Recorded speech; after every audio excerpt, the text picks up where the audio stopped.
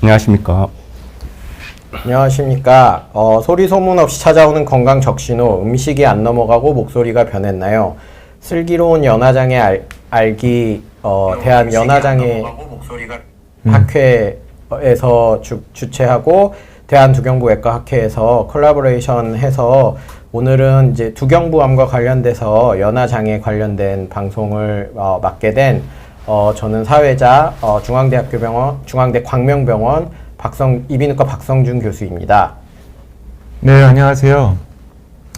비온 뒤에 첫 출연하게 되는 연세대학교 세브란스 병원 이비인후과 중에서 두경부암을 전공으로 하는 홍현준이라고 합니다. 반갑습니다. 안녕하십니까. 저는 이제 대전 성모병원에서 이비인후과 두경 파트를 맡고 있는 김청수입니다. 이 방송은 잘 서툴러 가지고 잘 못하는데 오늘 열심히 해보도록 하겠습니다. 감사합니다. 네, 이렇게 저희 이비인후과 두경부를 담당하는 3명의 그 의사 선생님들께서 나오셔가지고요, 우리 시청자분들에게 두경부암에 대해서 조금 친근감을 갖고 이해를 하실 수 있도록 설명을 좀 드리려고 하고, 연화장애에 있어서 두경부암이 왜 중요한지에 대해서도 조금 설명을 드리려고 합니다. 영권님 잘 오셨습니다. 그리고 지금 현재 라이브 방송에 참여해주고 계시는 72분 시청자분들 반갑습니다. 자, 그래서 일단은 슬기로운 연화장애 알기라고 저희가 이제 그 시리즈물로 대한연화장애학회랑 비욘디 TV랑 에서 진행을 하고 있고요. 요번에는 이제 갑상선 두경부외과 학회를 대표를 해가지고 저희 3명이 나와서 연화장애와 두경부암에 대해서 설명을 드리려고 합니다. 그래서 일단은 우리 시청자분들이 제가 보기에는 가장 궁금해 하실 것 같은 부분이 두경부암이 도대체 무엇이냐, 두경부암은 도대체 어디에 발생하는 암인가, 그런 것들이 이제 궁금하실 것 같은데요. 보시면은 이제 두경부암은 지금 슬라이드 보시면 두경부암의 발생 부위 해가지고 가장 흔하게 발생하는 곳은 저희가 이제 알고 있는 부위도 후두암, 성대나 이런 데 생기는 후두암이 가장 많고요. 빈도수로는. 그 다음에 구강암, 입에 혀라든지 우리 잇몸이라든지 그다음에 입천장이라든지 이런 구강에 생기는 게 2번째로 가장 많고요. 그 다음에 3번째로 가장 많은 암이 무엇일까요? 우리 홍현준 교수님. 모르겠는데요. 네. 네. 그 김청수 교수님은 혹시 알고 구인두암 아닐까요? 구인두암? 네. 그 구인두라고 이름도 생소하고 좀 특이한데요. 이빈두 구인두암이라고 부르는 구인두라는 부위에 3번째로 제일 흔한 암이 생기고, 사실 이제 이 이빈두 구인두암은 전 세계적으로 요즘 그 빈도수 자체가 굉장히 증가하고 있습니다. 네, 바람이님 삼킴 장애 증세가 있으셔서 너무 무섭다고요? 두경부암. 네. 바람이님 안녕하세요. 네. 삼킴 장애가 있다고 다 두경부암은 아닙니다. 그래서 이제 저희가 좀 설명을 드릴 거고요. 네. 그 다음에 이제, 이어서 조금 더 설명을 드리면, 이빈두, 구인두 다음으로 이제 흔하게 생기는 곳이 이제 하인두고, 그 다음에 뭐 침샘, 그 다음에 비강 또는 부비동, 그 다음에 이제 비인두암도 심심치 않게 발견되고요. 비인두암 같은 경우에는 시청자분들도 들어보셨을 텐데, 이렇게 실명을 밝히긴 좀 뭐하지만 모 대세 연예인이셨던 분께서 비인두암에 걸리셔가지고, 모 병원에서 이제 치료받고 아마 CF도 이제 다시 출연하시고 완치 받으셨어요? 네. 완치 받으셔가지고 이제 방송도 다시 시작하신다고 들었습니다. 최근에 유명한 넷플릭스 드라마에 나오고 계시는데? 그런가요? 제가 넷플릭스 볼 시간이 없어서. 네. 네, 알겠습니다. 그분도 완치 판정을 받으셨다는데, 그분이 이제, 생기셨던 암이 이제, 두경부암 중에 비인두암입니다. 그래서 코 뒤쪽에 요 공간에 비인두라는 공간이 있고요. 이쪽에 암이 생기는 경우도 있습니다. 그 다음에 이제 그러면 두경부암이 왜 중요한가? 아까 바람이님도 막 떨고 계시다고 하고 무섭다고 하는데 결국에는 이제 두경부암을 잘 몰라서 무서우신 거고 단순히 삼킴장애 증세만으로 두경부암을 진단을 내리거나 의심을 할 수 있는 건 아니고요. 일단 두경부암이 근데 중요한 암이긴 합니다. 왜 중요한지 우리 김청수 교수님께서 좀 설명 좀 부탁드립니다. 이 질문이 훅 들어왔는데요.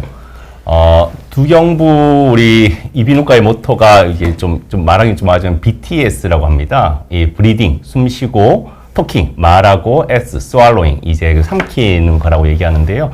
이 BTS, 그러니까 먹고, 말하고, 삼키고가 다 입을 통해서 이루어집니다. 그러니까 입이 멀티펑션을 하는 거죠. 멀티펑션을 하기 때문에 하나라도 고장이 나면은 세 개 다 안 될 수가 있습니다. 그렇기 때문에 이 조그마한 문제가 생기더라도 말하는 것도 힘들 수가 있고, 이제 먹는 것도 힘들 수가 있고, 숨 쉬는 것도 힘들 수가 있겠습니다. 예. 그래서 이제 중요한 구조물들이 다 있다라고 하였고, 아까 두경부암이라고 하셨는데, 두경부암이 여러 군데가 있지만은 목 위에, 여기 보면은 쇄골뼈 위쪽에 생기는 혹이나 암 같은 거는 다 이제, 두경부암이라고 생각하시면 될 것 같습니다. 네, 그래서 1번 슬라이드, 네, 희망74님, 네, 끝까지 주의 깊게 잘 듣고 참고해 주시겠다고 해주셔서 너무 감사드리고요. 저희가 최대한 자세히 잘 설명드리도록 하겠습니다. 그 다음에 가하루님, 두경부암과는 관련이 없을지 모르지만 아버님께서 연하장애라고까지는 아닌데, 사례가 걸리신다고요? 식사할 때는 무조건 한두 번 정도 사례가 걸리신다. 왜 그런 걸까? 홍현중 교수님, 왜 그러실까요? 가을엄님 혹시 아버님 연세가 어떻게 되시는지 채팅해 주실래요? 예, 뭐 여러 가지 삼킴장애, 연하장애, 뭐 밥 먹기 힘들다, 뭐 살에 들다. 예, 예. 오, 바로 이름 되셨군요, 아버님께서. 근데 많이 건강하실 텐데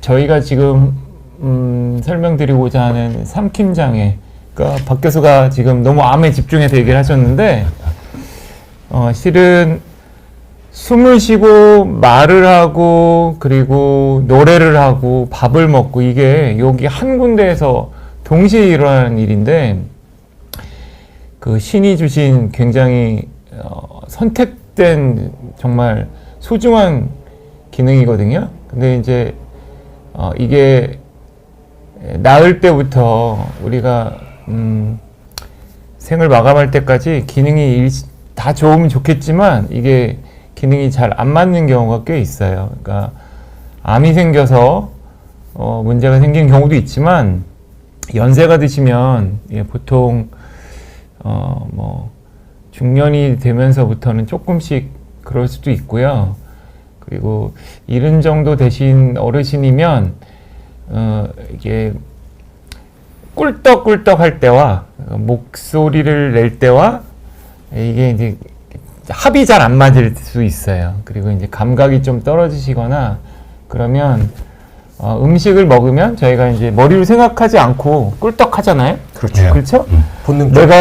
내가 이걸 먹으니까 성대를 닫고 식도를 열고 뭐 이거 기능을 어떻게 하고 이렇게 하지 않잖아요. 그런데 이제 그 기능이 조금씩 떨어지면서 내가 밥을 먹으면 머릿속에 이렇게 자극이 돼서 나는 지금 밥을 먹고 있구나. 꿀떡하면 그냥 넘어가야지. 성대가 닫히고 넘어가야지. 이렇게 되는데 아버님 연세 정도 되시면 내가 밥을 먹고 넘기려고 그러는데 시그널이 좀 늦게 가는 거예요. 그래서 성대가 덜 닫히고 식도가 덜 열리고 이러면서 가끔 이제 물이나 밥알 같은 것이 조금씩 넘어가는 경우가 있고요. 또는 이제 식도가 이렇게 연동 운동을 하는데 그 연동 운동이 조금 느려지는 경우가 또 있어요. 그래서 근력이 조금 처지면서 그럴 수 있습니다. 자연스러운 현상인데 아주 심하시면 가까운 이비인후과 병원 가서 여기 상태를 좀 보시고 선생님들과 상의하시면 좀 도움이 될 것 같아요. 제 대답이 좀 길었죠? 제가 네. 좀 더 추가해도 되나요? 네. 추가해 주시겠습니다. 대개는 이제 나이가 드시면은요, 이제 우리가 먹을 때는 이제 숨을 멈추게 됩니다. 숨을 멈추게 되고 이제 삼키게 되는데, 이게 어린애들은 되게 자리를 쉽게, 어린애들 보면 이제 어린애들은 누워서도 막 먹으면서 숨 쉬고 막 그러잖아요. 이제 젊었을 때는 이제 잘 이루어지다가 나이가 들면은 그런 이제 조화죠. 목 삼키고 숨 쉬는 거의 조화가 약간 떨어집니다. 그래서 이제 보통 우리가 삼킬 때는 숨을 딱 멈춰야 되는데 그게 잘 안 일어나는 거죠. 그래서 그때 살에 약간 걸리는 경우가 있고, 이거는 약간 노화의 증상이라고 생각하시면은 조금 더 받아들이기 편하지 않을까라고 생각이 듭니다. 예, 노화까지는 아니고요. 그냥 조금 불편해지신 거니까 아버님 건강하시고, 아니 뭐 우리 100세 시대 맞습니다. 뭐, 예, 죄송합니다. 운동하시고 이렇게 기력을 좀 회복하시면 좀 도움이 되실 거예요. 예, 걱정하지 마시고. 예. 네. 저희 다음 질문도 좀 올라온 거 같은데. 네. 장태희님이 하신 질문은 조금 더 혀가 마르는 증상은 괜찮나요? 라고 물어보셨는데요. 혀가 마르는 거 이외에 조금 더 구체적으로 말씀해 주시면은 저희가 바로 다시 답변 드리겠습니다. 그리고 김지숙님께서 63세 여자인데요. 주위 사람들이 음식 삼키는 소리가 난다고 하고 본인께서도 삼킬 때 잘 안 삼켜지는 느낌이 있고 목에 걸릴 것 같은 느낌이 생긴다. 괜찮은 건지 이제 질문을 해주셨습니다. 우리 홍 교수님 또 한번 예. 명쾌한 해답을. 예, 그 음식 삼키는 소리가 꿀꺽꿀꺽 잘 넘어가는 건 참 건강한 현상이죠. 예, 이렇게 말씀드린 것처럼 저희가 밥을 먹으면서 숨을 못 쉬고 숨을 쉬면서 밥을 못 먹게 되는 게 이제 정상적인 기능인데, 이게 지금 해보시면 알겠지만 꿀꺽할 때 이게 성대 윗부분이 이렇게 올라갔다가 내려오거든요. 예, 그런 부분들이 여기 있는 근육이랑 연골이랑 이런 것들이 삼키는 그 소리가 날 수도 있어요. 근데 뭐 그게 큰 문제가 될 것 같지는 않고요. 그거보다는 이제 김청수 교수님 말씀하신 것처럼 삼킬 때 안 넘어가는 느낌이 생기시는 분들이 꽤 많이 있어요. 이게 이 부위의 기능이 떨어져서 그러신 분들도 있지만 역류성 식도염이나 후두염이나 이 부위 자극돼서 이게 기능이 좀 떨어지시는 분도 꽤 있고요. 그리고 실제로 눈에 보이지 않는 후두염이나 인후두염이 있어서 그럴 수도 있어서 검사를 하시면 좀 도움이 되죠. 63세 정도면 검사를 그래도 하는 게 낫지 않을까요? 그럼요. 예. 건강검진 꼭 하셔야 되고요. 그럼요. 맞습니다. 이비인후과에서 이 부위의 내시경이나 뭐 진찰 받으시는 거 중요하고, 식도 뭐 이런 전신 검사 하시는 게 네. 도움이 많이 됩니다. 예, 확실히. 네, 그래서 보시면은 지금 다야님께서도 비슷한 질문을 해주셨습니다. 그래서 어머니가 목에 이물감을 자주 느끼시고 그걸 해소하려고 헛기침을 많이 하신다. 병원에 가보니 식도염이라고 하네요. 식도염이 식도암으로 발전할 수 있나요? 네, 일단은 목의 이물감과 헛기침, 그 다음에 이것들이 이제 결국에는 역류성 인후염이라고 저희가 표현을 하는데요. 그것이 결국엔 암으로 발전할 수 있나요, 김청수 교수님? 암이 발생하는 기전은 여러 가지가 있는데요. 만성 염증이 암으로 갈 수는 당연히 있죠. 예, 그렇기 때문에 식도염이 오래되고 그러면은 암으로 갈 수 있습니다. 예, 그래서 염증은 빨리 치료하는 것이 도움이 되겠습니다. 네. 그래서 역류성 인후염이 이제 결국엔 암으로 진행을 할 수도 있기 때문에 치료를 받으시는 거는 좋고요. 보통은 이제 그 가장 흔한 아까 홍현준 교수님께서도 말씀해 주셨지만 목에 이물감, 잘 안 넘어가는 느낌 이런 것들이 이제 증상일 수 있고요. 장미희님, 제가 지금 지난주에 우리 홍현준 교수님께 아버님께서 수술 받으시고 회복 중에 계신다고 명의를 찾아가셨었네요. 잘 해주셨죠, 홍 교수님? 예. 좀 전에 회진 들고 지금 방금 뛰어와서 방송에 출연하고 있습니다. 네. 아버님 조직검사 결과 나왔고요. 예. 좀 내일이나 모레 또 설명드리겠습니다. 네. 장태희님 질문을 해결해 드려야 될 것 같은데요. 네, 알겠습니다. 장태희님, 아까 입 마르는데 괜찮냐고 물어보신 우리 구독자님이신데요. 중년이시고 올해 들어 특히 잘 때 혀가 말라서 갈라질 듯 아파서 몇 번씩 깬다. 낮에는 괜찮으시다. 네, 김청수 교수님, 이거 원인이 뭐일까요? 저것만 봐서는 입을 벌리고 주무시지 않을까라고 생각이 드는데요. 코골이겠죠? 예, 그럴 수도 있고. 마우스 브리딩이고. 마우스 브리딩, 그러니까 입으로 숨쉬기 때문에 잘 때 특히 혀가 마르지 않을까라고 생각이 되고, 지금 마스크 많으니까 불편하잖아요. 마스크 쓰시고 주무시라고 저는 이제 심한 분들한테는 그렇게 얘기하고요. 그렇지 않으면 가습기나 이제 빨래 같은 걸 집에서 방에서 말리시면은 조금 효과가 좀 마르는 증상이 좀 덜하지 않을까라고 생각이 됩니다. 그 말고도 혀 말고도 눈물이 안 난다거나 이제 다른 증상이 있다. 그러면은 혹시 모르는 자가 면역 질환 같은 것도 검사해 보는 게 도움이 되겠습니다. 그건 좀 너무 많이 간 것 같고. 그죠.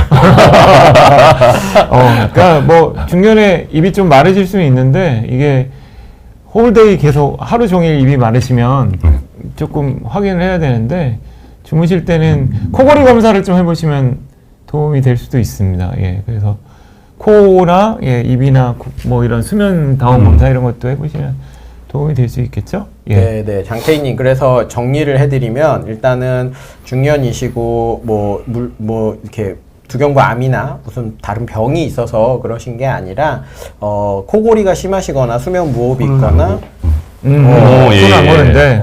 네네. 네. 네네. 일단 그렇죠. 네. 심각한 문제는 없으실 겁니다. 코는 안 고시더라도 입은 벌리고 주무실 수가 있어서요. 네, 입 네. 벌리고 주무실 가능성이 높아서 아까 김청수 교수님께서 말씀해주신 방법을 한번 사용을 해보시고요. 그래도 계속 지속이 된다. 그러면 이제 가장 가까운 전문의, 이비인후과 전문의 분을 찾아가셔서 다시 한번 상담을 받아보시는 것을 권유드립니다. 네, 그러고 바람이님, 저는 물을 마시면 사례가 잘 들고 물삼킴 장애가 있고 음식물을 먹고 나면 목에 꽉 차 있는 느낌과 이물감이 느껴진다. 네, 요거는 아까 장태희님 전 질문과 약간 연장선인데요. 제가 요번에 말씀을 드리겠습니다. 그래서 결국에는 대부분 이러신 분들은 역류성 인후두 질환이라고 해서 위산이 이제 인후두 부위까지 식도를 거쳐가지고 이 위까지 목 있는 데까지 오셔가지고 이쪽에 이제 만성적인 염증을 자꾸 일으키고 염증이 일어나면 거기가 붓고 통증을 유발하고 그러다가 보면 이제 사례가 잘 들리고 그런 것들이 있어서 이제 이물감과 목 차 있는 느낌이 드시는 경우가 많고요. 요것도 이제 위내시경을 좀 받아보시고 일단은 가까운 이비인후과 전문의를 찾아가시면 아주 많은 환자분들이 있으신 질병이어서 잘 치료를 받으실 수 있을 겁니다. 비슷한 질문이 많이 올라오네요. 예. 예. 네. 어르신들이 그래서 예. 뭐 윤숙 잘 보고 갑니다. 또 이제 목이 너무 마르고 아침에 일어나면 목이 말라서 너무 힘드시다. 그래서 그리고 하트 핑크님도 기침에도 가라는 안 나오는데 약간의 가래가 낀 느낌이 오래가는 것은 꼭 검사해야 하냐 아니면 그냥 두면 시간이 지나면 사라질까요?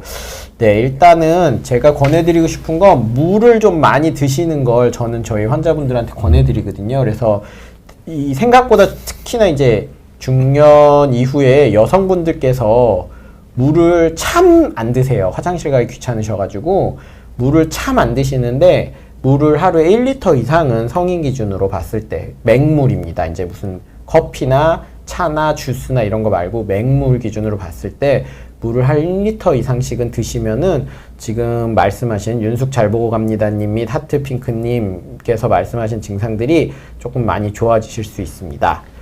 네. 그게 나이가 드시면은 먹는 약도 조금 체크를 해야 되지 않을까요? 아, 물론 그렇게 예. 그럴 수도 있죠. 그럼 어떤 약들이 좀 입마름을 고혈압 약이라든지 이것저것 정신과 약, 뭐 수면제 뭐 있는 약들 많이 드시고 계시는 분들 꽤 많거든요. 그렇죠. 그런 약들을 조금 체크해 주시면은 그런 약들 중에서 입을 마르게 하는 약들이 꽤 많습니다. 목도 마르게 하고요.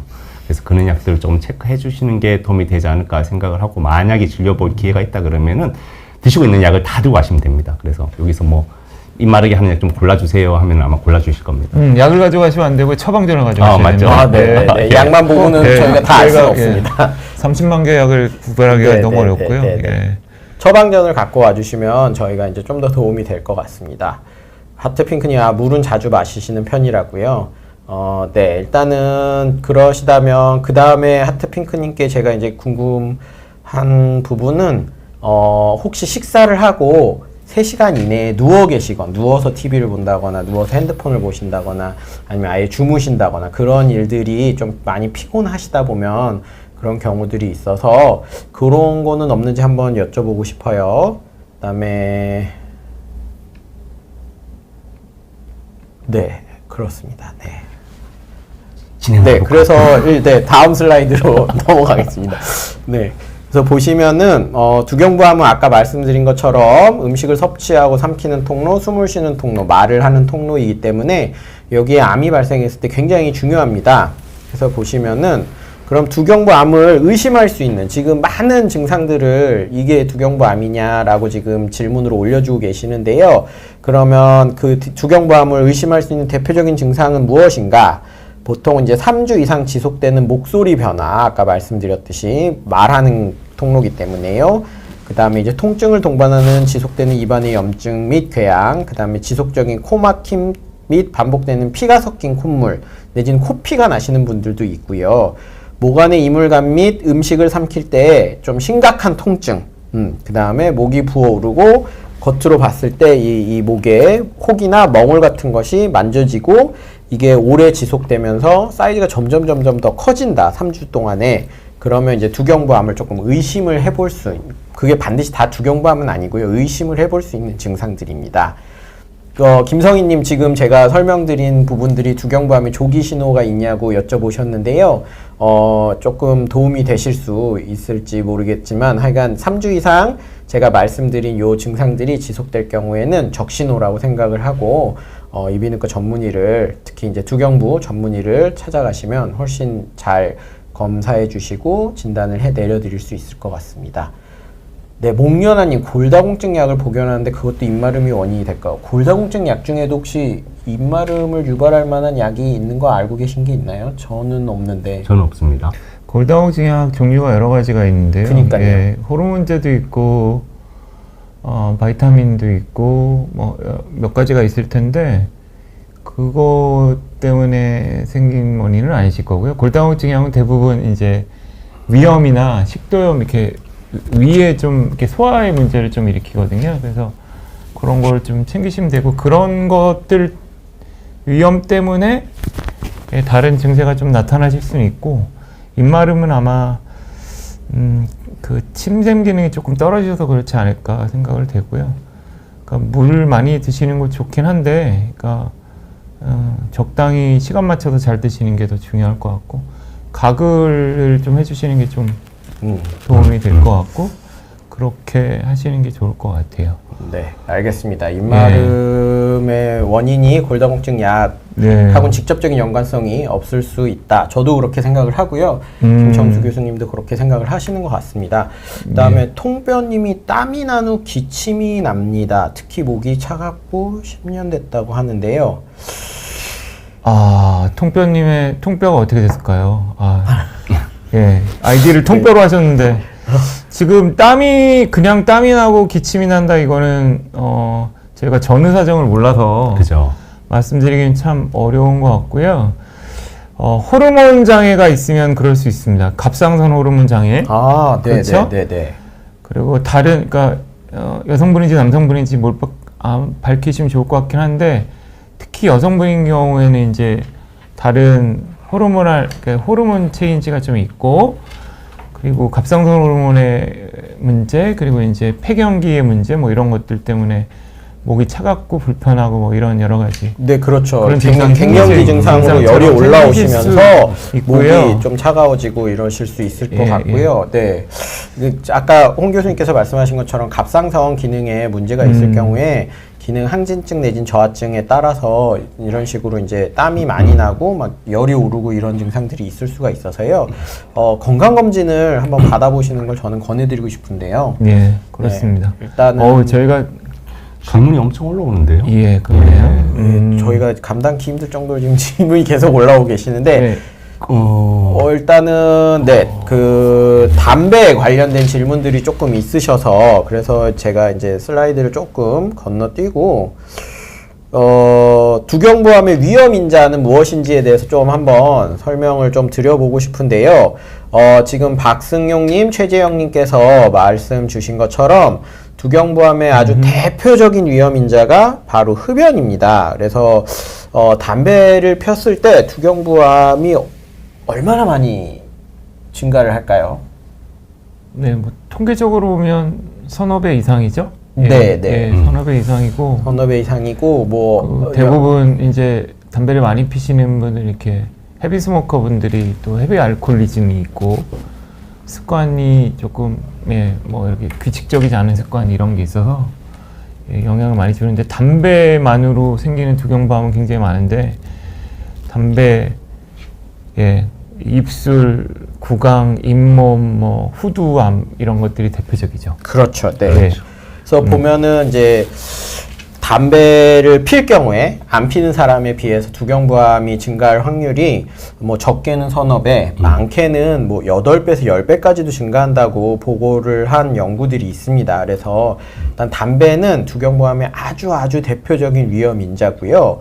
그 다음에 그 담배 피는 그러니까 횟수 그쵸? 언제 끊었는지, 네, 말씀 언제부터 폈는지. 예. 그것도 되게 중요합니다. 이게 나는 담배를 10년 폈는데 하루에 한 가지씩 펴요. 라는 사람이 있고, 나는 하루에 한 갑씩 뭐 1년 폈습니다. 라는 사람도 있어요. 그래서 그 이펙트가 되게 다 틀리거든요. 그래서 그에 대한 논문이나 연구가 되게 많아요. 연구가 되게 많기 때문에 담배는 안 좋다라고 생각하시면 되는데, 얼마나 안 좋나라는 거는 이제 사람마다 틀리고, 개인마다 습관마다 틀리기 때문에 일단 안 좋다라는 것만 알고 있으면 될 것 같습니다.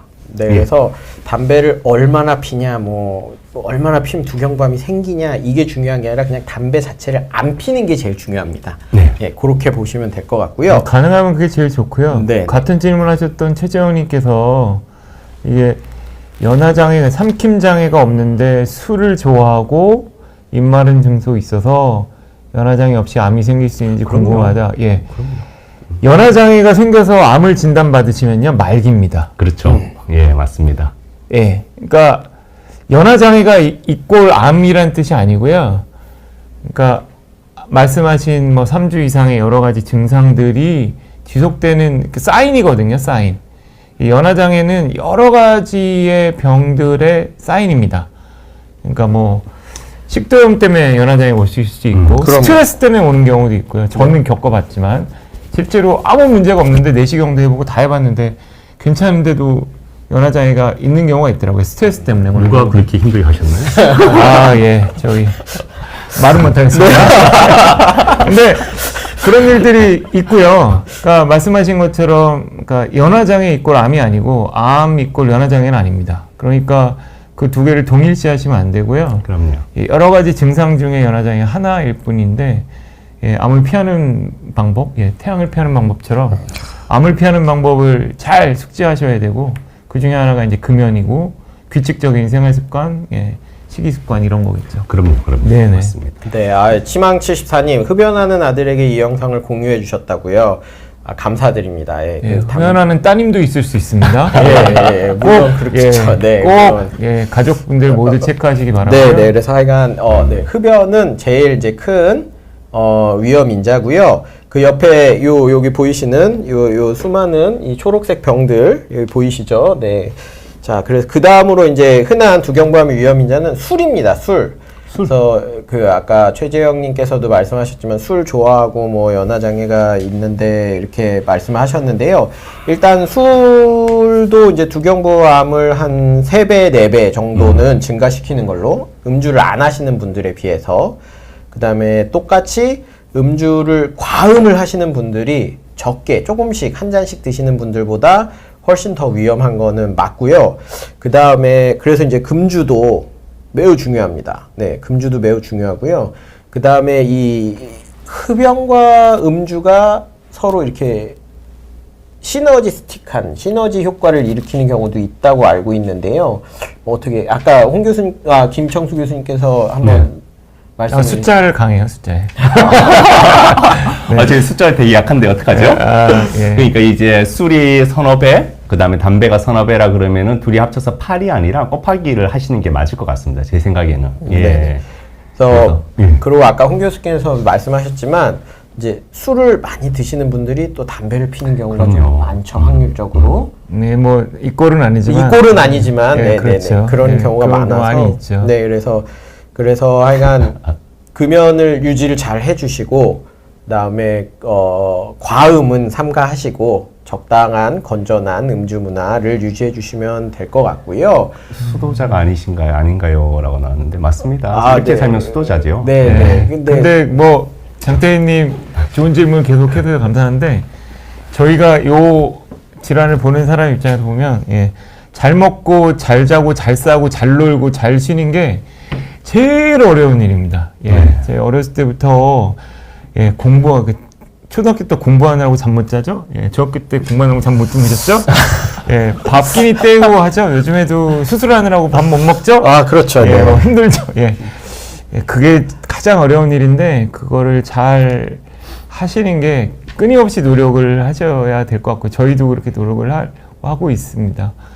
다른 좋은 질문이 많이 올라오는데 예. 폐암으로 돌아가셨는데 자식들에게 유전이 되나요? 라고 돼 있는데 암은 유전이 어느 정도 됩니다. 근데 이제 흡연으로 인해서 이제 폐암이 생겼다라고 생각을 하면은 흡연에 의한 요인이 없으면은 폐암으로 돌아가실 확률은 좀 많이 줄어들겠죠. 네. 그죠? 네. 그럴 것 같습니다. 흡연은 하여간 후천적인 요인 중에 폐암, 두경부암의 가장 큰 위험 인자로 알려져 있기 때문에요.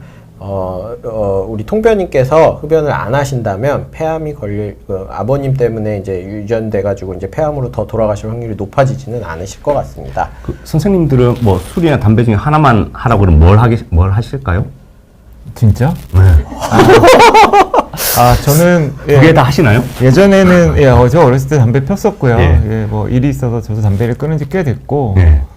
담배가 진짜 안 좋은 것 같아요. 저는 진짜 여러 가지로 안 좋은 것 같고 술은 본인이 컨트롤할 수 있다면 뭐 와인 뭐 한두 잔 그렇게 하실 수 있다면 제일 좋고 문제는 대한민국이 술 권하는 사회라서 맞아요. 그러니까 서로 권하지 말고 잔 돌리지 마시고 그리고 즐기는 문화가 돼야 되는데 두주불사하는 문화를 없애야 되는데 그게 쉽지는 않습니다. 맞습니다. 이렇게 말하면서 또 나가서 마실 거죠? 네. 조심하셔야 되고요.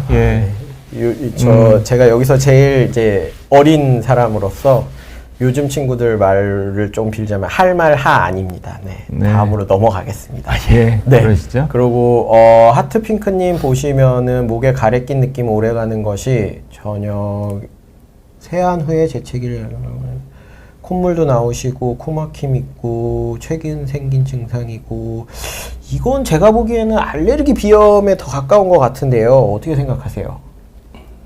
네. 지금 봄철이죠? 네. 지금 딱 요즘 시기에 이제 꽃가루 날리고 이제 일교차도 크고 해가지고 제가 보기에는 비염 때문에 코가 자꾸 목으로 넘어가가지고 이제 목에 가래 낀 느낌이 오래 가고 그러시는 것 같아요. 그래서 하트핑크님은 알레르기 검사를 한번 해보시는 걸 저는 권해드리고 싶습니다. 네. 그리고 구센금순이님이 목소리가 항상 갈라지는데 왜 그럴까요? 목소리가 갈라지는 질환들이 뭐가 있을까요, 홍 교수님? 굿센 금순이가 혹시 내가 아는 금순인가요? 그분 아니시겠죠? 예. 목소리가 갈라지는 원인은 굉장히 많이 있습니다. 성대 폴립, 그러니까 물집이 잡히는 거, 굳은 살이 잡히는 것부터 시작을 해서 주변에 염증, 뭐 편도염, 후두염 이런 것도 다 목소리가 갈라질 수 있는데 직업이 좀 목소리를 많이 쓰시는 일이거나 혹은 흡연과 음주, 가물을 좋아하시거나 직업 문제로 이렇게 목소리를 많이 쓰시는 여러 가지 원인이 있거나 그런 문제로 인해서 굉장히 목소리가 갈라질 수 있고요. 꼭 암이랑 연관되지 않더라도 목소리 변화는 2, 3주 이상 되시면 가까운 이비인후과 병원에 선생님들과 상담을 좀 해보시는 게 도움이 될 것 같습니다. 네. 그래서 항상 목소리 변화가 꼭 암이랑 이것도 연관되는 건 아니지만 말씀하신 것처럼 3주 이상, 2, 3주 이상 지속되고 반복되고 더 심해지거나 그러면 꼭 전문의에게 상담을 받아보시는 걸 권해드리고 싶고요. 그래서 술, 담배에 대해서 이제 우리 위험인자, 제일 큰 위험인자에 대해서 제일 말씀드렸고요. 그 다음으로 이제 흔한 사실 이제 일반인 분들께서는 잘 모르시는 그렇지만 저희 이제 전문가 집단에서는 가장 문제로 요즘 대두되고 있는 인간 유두종 바이러스 유형 16이 이제 두경부암의 위험 인자 중에서도 특히나 이제 구인두암, 이빈두암의 이제 위험 인자로 요즘 굉장히 대두가 되고 있습니다. 이게 인간 유두종 바이러스 유형 16이 김청수 교수님 이게 자궁경부암이 있는데 왜 여기 이 얘기가 나와 있을까요? 그러게요. 이게 요즘에 같은 경우에는 특히나 젊은 사람들 위주로 해서 성생활이 활발하면서 생기는 병이라고 네. 알고 있으면 되겠습니다. 성병입니다. 성병. 쉽게 말하면. 그것도 그거고 원래는 이 인간 유두종 바이러스가 암을 일으키는 가장 대표적인 질환이 자궁경부암이었습니다. 그래서 우리 어머님 세대 어머님 분들 세대 때는 이제 자궁경부암의 이제 유병률이 굉장히 높았고요. 그 이유가 이제 이 인간 유두종 바이러스에 의한 자궁경부암이 유발이 돼서 좀 문제가 됐었는데, 이제 자궁경부암 백신이라고 다들 이제 일반인들께서는 알고 계시는 그 백신이 바로 이 인간 유두종 바이러스 백신입니다. 그래서 그거를 많이 맞으시면서 자궁경부암 같은 경우에는 유병률이 굉장히 많이 줄어들고 예방률이 많이 올라간 이제 대표적인 암 중에 하나인데요. 그럼에도 불구하고 김청수 교수님께서 말씀해 주신 것처럼 젊은 친구들, 젊은 분들 사이에서 이제 그 활발한 이 성생활로 인해서 이제 이 구인두암이 좀 이제 이 바이러스에 의해서 잘 생기기 시작했고, 미국 같은 경우에는 거의 매년 거의 100% 증가를 하고 있지 않나요? 거의? 제가 알기로는 그러는데 홍현준 교수님 맞나요? 예, 미국에 이런 데이터가 나오게 된 거는 그러니까 뭔가 원인을 찾아보자 이렇게 하다가 그 미국에서 이제 미국은 조금 더 이런 디스커션이 좀 오픈되어 있고 그래서 예, 암의 원인을 찾다 보니까 바이러스에 의해서 감염된 실제로 감염돼서 편도나 혀뿌리나 목젖이나 이런데 예, 사마귀가 아니라 그게 안에 들어가서 이렇게 덩어리를 이루고 암을 만드는 거를 이제 발견을 하기 시작했습니다. 근데 실제로 계속 찾아보니까 이게 연관성이 점점점 많이 있다는 걸 알게 됐고요. 뭐 저희가 아까도 말씀드렸지만 밥 먹고 잠자고 잘 싸고 잘 놀고 하는 것 중에 성관계도 있고 가족 간의 관계도 있고 이런 것들이 여러 가지가 당연한 건데 이제 이런 것들이 바이러스가 중간에 끼면서 자궁경부에도 자궁 쪽에도 암을 만들고 그런 것들이 좀 퍼지면서 저희 편도나 이런 데 또 암이 생기고 이런 것들이 생기고 있죠. 그래서 점점 패턴이 예전에는 술, 담배에 의한 것보다 바이러스, 다른 바이러스 또는 뭐 EB 바이러스 뭐 이런 바이러스들의 원인을 점점 찾고 있고요. 그 중에 이제 구인도암이 굉장히 많이 증가를 하고 있는 추세입니다. 네, 그래서 하여간 그렇고요. 네, 하트핑크님 봄이라 찾아온 증상일 가능성이 높습니다. 저희도 시청해 주셔서 감사드리고요. 희망74님 아드님한테 영상 공유 다 해가지고 금연 노력 대답 들으셨다고요. 네, 저희가 또 이렇게 세상에 좋은 일을 하나 더 할 수 있게 만들어 주셔서 오히려 저희가 희망74님께 감사드립니다. 아까 우리 홍 교수님께서 알고 계신 우리 금순 씨는 이름이 촌스럽겠요. 멋있는 이름이십니다. 지금 호주에 살고 계신다고 그랬는데 글로벌하게 저희가 좋은 일 하고 있어서 다행이네요. 그러게요. 네네. 끝까지 잘 들어주시고요. 또 다른 프로그램도 많이 애청해 주시기 바라겠습니다. 네, 그리고 송송님 왼쪽 귀 및 이하선이 붓고 입 가운데를 중심으로 왼쪽 혀와 볼이 얼얼하다. 혀도 왼쪽만 좀 부어있고 피곤해지시면 왼쪽 입꼬리 부분에 입술에 자주 하얀 반점이 생기는데 아프지는 않다. 많이 피곤해지면 독특한 향기가 느껴지는데 두경부 관련과로 진료를 받아봐야 할지 궁금합니다. 굉장히 구체적인 증상과 함께 굉장히 다양한 증상을 동시에 말씀을 주셨는데요. 김청수 교수님 뭔가 좀 의심되는 질환이 있으신가요? 저는 송송님이 이하선이라는 것과 입꼬리라는 단어를 쓰셔가지고 뭔가 아시는 분 아닐까. 보통 이제 귀 및 이하선이라는 말을 잘 쓰진 않는데 그죠? 전공이 아닌가요? 그런 것 같습니다. 성경에 대해서 물어보려고 하는 것 같은데. 네, 응급실에 오는 환자에 대해서 물어보고 있는 것 같습니다. 아니면 실례했습니다. 그렇지만 네, 맞습니다. 전문 용어를 잘 알고 계셔서 감사드리고요. 어려운 뭘까요? 증상인데요. 그러니까 이 귀 및 이하선이 붓는다라는 것은 왼쪽에 염증이 있다라고 생각이 되고요. 염증이 있으면 입안에서 냄새가 날 수 있습니다. 그게 퍼스가 약간 고름이 약간 나와서 약간 독특한 향기가 날 수는 있습니다. 근데 떫은 맛이 느껴지거나 그죠? 약간 그럴 수가 있죠. 그래서 이하선 염증이 아닐까라고 생각을 하는데 왼쪽 입꼬리 부분에 하얀 반점이 생긴다라고 하는데 이건 잘 모르겠어요. 헤르페스 같으면 아파야 되는데 아프지가 않거든요. 그죠? 요거는 잘 모르겠습니다. 한번 진료를 받아보시는 게 낫지 않을까라고 생각합니다. 그러니까 간혹 이런 분들은 그러니까 이렇게 침을 혀로 입술을 계속 핥으면서 드라이업 돼서 생기는 이리테이션, 드라이업 뭐 이런 거가 있을 수 있고요. 왼쪽만 불편하시다 그러면 이게 실제로는 보이지 않는 저희 3차 신경에 관련된 여러 가지 불편감이 3차 신경이라고 해서 머리에서 나와서 뇌 여기를 감각신경이 움직이는 신경 부위가 있거든요. 그런 것도 있을 수 있고 좀 복잡한 증상이셔서 좀 어렵겠는데요. 예. 진료는 꼭 보셔야 될 것 같습니다. 한번 보시면 도움이 될 것 같고요. 예. 진료는 송송님은 꼭 보시기를 저희가 세 명이 다 권해드리는 걸로 하겠습니다. 네. 그 다음에 훈디 애니그마님께서는 네, 이거는 2, 3년 동안 계속 한쪽 코에서 피가 나오고 아침이면 끈적한 분비물과 굳은 피가 나오신다. 진찰이 필요한 건지 피곤해서 그런 건지 이것도 제가 보기에는 네 진찰을 한쪽 코에서 피가 많이 그러니까 코피가 뭐 선열로 나오지 않고 딱지가 나오고 이런 걸 아마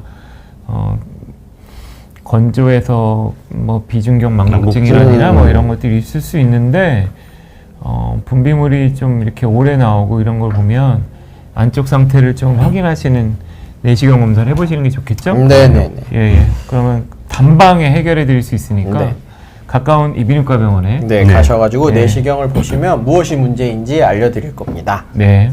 자, 그래서 저희 또 슬라이드로 잠깐 돌아가 보자면 그 다음으로 이제 흔한 두경부암의 위험 인자는 이제 구강암, 설암의 경우에는 구강위생, 그 다음에 우리나라에서 흔하지는 않은데 이게 동남아 같은 경우에는 빛낙나무 열매를 먹는 이 문화가 있어가지고요. 씹거나 뭐 빨거나 하는 문화가 있어서 그런 것들이 이제 구강암이나 설암을 일으킬 수 있고요. 아까도 질문해 주셨지만 위산 역류가 하인도암이나 설암 같은 거를 유발할 수도 있다. 라는 얘기가 있고 또 우리 홍현준 교수님께서 말씀해 주신 것처럼 앱스텐바 바이러스라고 이게 코로나만 무서운 게 아닙니다. 인간 유두종 바이러스에 이어서 앱스텐바 바이러스라는 바이러스가 또 이제 우리 비인두에 암을 유발을 할 수 있다라고 되어 있습니다. 그래서 두경부의 위험 인자는 이렇게 되어 있고요. 그래서 이제 두경부암은 연화장애를 어떻게 유발을 하냐? 그래서 보면은 자, 요렇게 여기에 암이 발생을 해서 수술을 받거나 방사선 치료를 받으시면 보통 어떻게 되나요? 뭐 수술을 받게 되는 경우는 주요 구조물을 저희가 없애는 거거든요. 이제 암이 이렇게 혀의 절반을 없애거나 턱의 절반을 없애거나 혹은 이제 후두나 다른 식도 있고 이런 부위를 없애면 정상적인 해부학적 구조를 이룰 수 없으니 숨 쉬는데도 불편해질 수 있고 밥을 먹는 거 당연히 불편해질 수 있죠. 삼킴이 안 되고 구멍이 뚫려 있거나 뭐 얼굴 반쪽이 없어지거나 턱 반쪽이 없어지면 어려울 수 있겠죠. 그런 부분이 생기고 방사선 치료를 해도 방사선 치료를 국소적으로 하더라도 그 부위에 이제 암이 있었던 부위니까 예, 기능이 떨어지면서 삼킴 장애가 생기게 되겠죠. 그리고 또 방사선 치료의 대표적인 또 장기적인 부작용이 연화장애인데요. 김청수 교수님께서 한번 설명 좀 부탁드리겠습니다. 방사선 치료를 받게 되면은 이제 조직이 딱딱해집니다. 섬유화. 딱딱해지기 때문에 이제 그쪽으로 음식물이 들어가고 난 다음에 아무 감각도 없어지고 그쪽에서 아까 홍 교수님 말씀하셨다시피 음식물을 짜줘야 되는데요.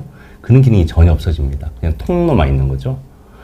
그리고 또 아까 뭐 말씀하셨지만 이하선도 중요한 역할을 하는 게 침 같은 것도 이제 분비가 돼야지 이제 음식물이랑 섞여서 잘 넘어가게 해주는데 우리가 그냥 쿠키만 먹으면 잘 안 넘어가잖아요. 그래서 우유나 이제 물 같은 거 먹어야지 잘 넘어가는데 이제 침이 안 나오면은 밥을 먹더라도 섞이지 않기 때문에 잘 넘어가기 힘듭니다. 그렇게 이제 침도 안 나오고 그다음에 섬유화도 일어나고 감각도 떨어지고 그다음 조직 자체가 딱딱해집니다. 우리가 침을 꿀꺽 삼킬 때 보면 목 만져보면은 목이 올라갔다가 내려갑니다. 왜냐면은 올라가서 기도를 보호해주고 그 다음에 이제 식도 있고 딱 열리게 되는데 그런 기능이 없어집니다. 그런 기능이 없어지기 때문에 딱딱해지기 때문에 없어지기 때문에 방사선 치료를 받게 되면은 연화에서 삼킴 장애 전반적인 이제 장애가 일어나게 되겠습니다.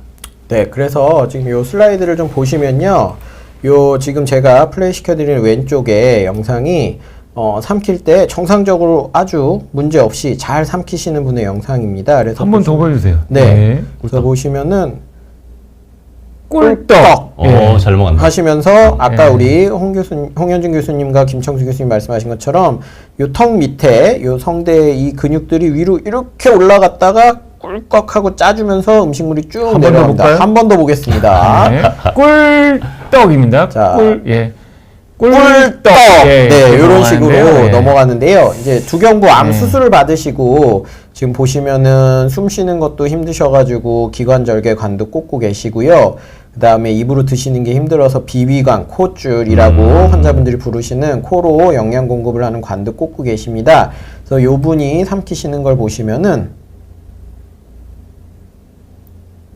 꿀이 제대로 안 됩니다. 예. 그러네요. 꿀이 제대로 안 돼서 지금 보시면 요로 요 앞에 있는 요 네, 부분이 숨 쉬는 길로. 그쵸. 예. 기도로 이 음식물이 막 들어가 가지고 사례를 심하게 하십니다. 이런 경우에는 폐렴을 유발을 할 수 있기 때문에 저희가 어쩔 수 없이 콧줄로 음식물을 드리고 이쪽으로 이제 이 음식물 혹시나 사례가 걸린 것들을 빼내기 위해서 기관 절개관을 이렇게 유지를 하는 경우가 많습니다. 그래서 뭐 두경부암 치료 후 연화장애 위험 인자는 넘어가 되고요. 그래서 두경부암의 예방은 그러면 어떻게 하나? 사실 이제 중요한 게 예방이 중요하지 않습니까? 그 전에 일단 우리 바람이님이 작년에 대장 내시경 검사를 위해 검사제 약물을 마시는 순간 콧물과 재채기가 나고 위산 억제제 약을 먹었는데 하얀 콧물이 계속 나와요. 약물 알레르기일까요? 물을 잘 못 삼키는 삼킨장애는 어떤 병인가요? 질문을 복잡하게 네, 세 개, 서너 개를 하셔가지고. 네네네. 예. 검사, 대장 내시경 검사 위한 그 장청소제 드시면서 힘들었다는 얘기시죠? 마취지 않을까요? 검사제 검사제 약물이면은 마시는- 장청소제겠죠. 아, 예, 예. 관장약. 관장약. 참고로요, 예, 저도 예, 죽을 것 같았습니다. 예. 그 콧물 재채기 나시는 건 당연한 걸 것 같고요. 예, 그거 먹다가 이렇게 못 먹고 구토하고 이런 그 냄새가 너무 심해서 최근에는 그 약들을 좀 알약으로 바꾸는 경향이 좀 있어서 예, 그런 걸 하시면 될 것 같고 위산 억제제 먹었는데 하얀 콧물이 나온다. 이건 전 잘 모르겠는데. 예. 위산 억제제 뭐약 짜먹는 델포스 같은 거 아닐까요? 어. 델포스 먹었는데 하얀 콧물이 위로 코로 나오는 건가요? 뭐 그럴 수도 있는데 그건 정확히 잘 모르겠는데 예. 약제 검사 약물 같은 경우에서는 이게 농도가 되게 높지 않습니까? 그게 농도가 되게 높은 게 들어가면은 아마 우리 목에서는 이제 감지를 합니다. 이게 이상한 놈이 들어왔구나 하면서 이게 꽉 닫아버리거나 재채기 반응이 일어나는 게 원래 정상이기 때문에 보호 본능이죠. 예, 보호 예. 본능이기 때문에 크게 걱정을 안 하셔도 되고 내가 정상이구나, 나의 보호 메커니즘이 잘 작동하고 있구나라고 생각하시면 될 것 같습니다. 그래요. 저희 네, 방송이 얼마 안 남았는데요. 그래서 예, 예. 제일 중요한 내용만 조금 말씀은 드려야 될 것 같아서요, 시청자분들께. 두경부암 예방이 제일 중요합니다. 모든 질환이 다 그렇다시피 예방이 제일 중요한데요. 그래서 이 슬라이드에서 보시는 것처럼 매년 7월 27일은 세계 두경부암의 날입니다. 그래서 우리 들으시는 분들 중에 주변에 이제 유방암 걸리신 환우분들을 가족분들로 가지고 계신 분들은 핑크리본이라는 단체를 들어보셨을 텐데요.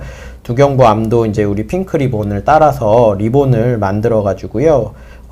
이 홍보도 하고 이제 전 세계적으로 7월 27일 날은 세계 두경부암의 날이다 해가지고 한국에서도 세계 두경부암의 날을 맞아서 두경부암 검진을 무료로 해드립니다. 그래서 저희가 오늘 여기서 말씀드린 내용 중에 거의 대부분이 전문의의 검진을 받아야 된다, 검사를 받으시는 게 중요하다 라고 말씀을 드렸잖아요. 그래서 저희가 일단 세계 두경부암의 날에는 두경부암 검진 사업을 무료로 지금 해드리고 있고요. 그래서 두경부암 검진은 왜 중요하냐? 우리 홍현준 교수님께서 왼쪽에 제일 중요한 내용을 한번 읽어주시길 부탁드리겠습니다. 저기가 하죠. 왜? 네. 제가 하겠습니다. 하시죠. 네, 두경부암 환자의 3분의 2는 진단 시, 그러니까 처음 발견 시에 굉장히 진행된 기수, 아까 초반에도 저희가 말씀드렸는데요. 3기 또는 4기로 발견되게 됩니다. 그래서 이분들 중 절반은 5년 내에 돌아가실 가능성이 굉장히 높은 상태로 처음 발견이 되는 경우가 많고요. 그러나 만약에 이제 조기에 발견만 할 수만 있었다면 저희가 이제 1기, 2기, 특히 1기 암 같은 경우에는 생존율이 저희 두경부 교수님들께서 워낙 열심히 수술도 하시고 연구를 하셔서 생존율이 거의 90%에 육박합니다. 그래서 8, 90%의 생존율을 보이기 때문에 두경부암을 의심될 수 있는 증상들이 있으면 가까운 전문의를 찾아가셔서 검진을 받으시는 것이 굉장히 중요할 것 같습니다. 네, 감사합니다. 맞습니다. 저희에게 주어진 시간이 거의 다 돼서 마무리를 좀 해야 될 것 같고요. 김청수 교수님 먼저 마무리 멘트 먼저. 네. 예. 아까 두경부암의 증상이 뭐냐고 물어보는데 증상이 없을 때 찾아가는 게 제일 좋습니다. 그래서 내가 원래 건강했었는데 병원에 왔더니 이런 병이 생겼다라가 아니라 병원에 자주 가서 작은 병이라도 이제 미리 발견하는 게 제일 좋은 것 같습니다. 이비인후과를 잘 안 가셨다 그러더라도 한 번 정도 그냥 마실 가듯이 한번 가셔가지고 종합검진처럼 한번 받아보시는 게 좋을 것 선생님들 같습니다. 너무 바쁜데. 네, 어쨌든 감사드리고요. 아니요. 홍현준 교수님께서 마무리 멘트. 예. 이렇게 온라인으로 만나게 돼서 영광이었습니다. 예. 혹시 저희 이비인후과나 혹은 이 어려운 암 보시는 선생님들 주변에 찾아가실 수 있는 기회가 없으면 제일 좋을 것 같고요. 혹시 필요하시다면 주변에 여러 선생님들 가시면 이렇게 친절하게 잘 설명해 주실 테니까요. 꼭 불편하실 때 꼭 가셔서 상담 받으시고 건강 챙기시기 바라겠습니다. 잘 먹고 잘 싸고 잘 놀고 잘 쉬자. 오늘 멘트였습니다. 감사합니다. 네, 이상이었습니다. 감사합니다.